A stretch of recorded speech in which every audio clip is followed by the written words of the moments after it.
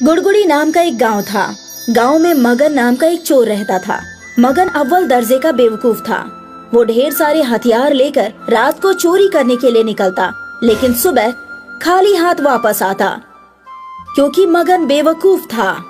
घर के मालिक उसे बेवकूफ बनाकर घर भेज देते थे। पूर्णिमा की रात थी। रात के 12 बजे थे। मगन हाथ में हथियार लेकर चोरी करने निकला। एक बड़े घर के सामने आया और घर के पिछवाड़े आकर पीछे वाली दीवार को तोड़ने लगा। आवाज होने की वजह से अपने आराम गाह में सोया सेठ जाग गया और समझ गया कि मगन आया है। लगता है मगन बेवकूफ चोरी करने आया है। इससे पहले कि ये घर की दीवार तोड़ दे, मुझे उसे रोकना होगा।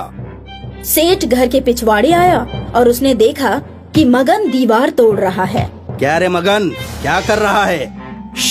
चोरी करनी है, दीवार तोड़कर घर में घुसना है। अरे बेवकूफ, पूर्णिमा की रात कोई चोरी करने निकलता है क्या? खामोश रहो, मैं अलग तरह का चोर हूँ। मैं कुछ भी कर सकता हूँ। बाकी चोर डरपोक होते हैं, मुझे उनके जैसा ना समझो।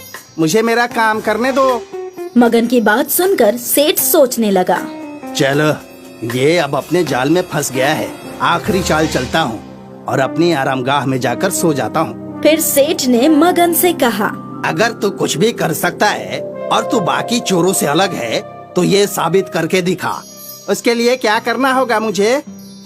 बाकी चोर धन दौलत चुराते हैं, तू न चांद को चुरा कर दिखा।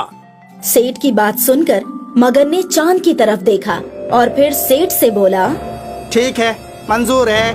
कल सुबह चांद मेरे हाथ में होगा। इतना कहकर मगन वहाँ से चला गया और सेठ खुश होकर अपने घर में जाकर सो गया। मगन चांद की तरफ देखकर सोचता हुआ जा रहा था कि चांद को चुराऊं कैसे।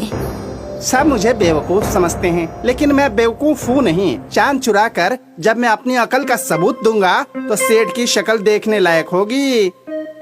तभी मगन को पेड़ की डाली पर एक चमगादड़ उल्टा लटका हुआ दिखा।